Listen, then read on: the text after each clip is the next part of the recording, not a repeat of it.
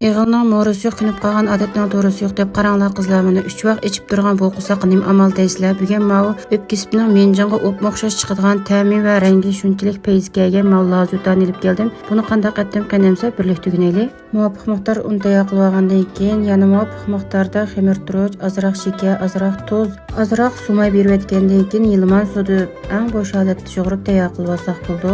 Xamirimiz bo'g'icha buningga yetarlik laza va shovsonlarni to'g'rab tayyor qilib olsak bo'ldi.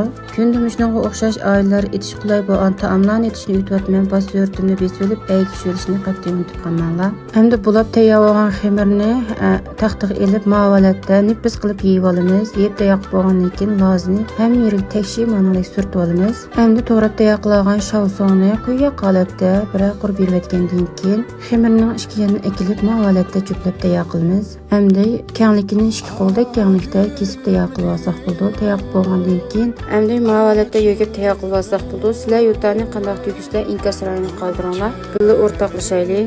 Maylab olgan jimbillarimizga ma'valatni tizib qaynagan quruq silib 15 minut atrofida pishirib olsak bo'ldi.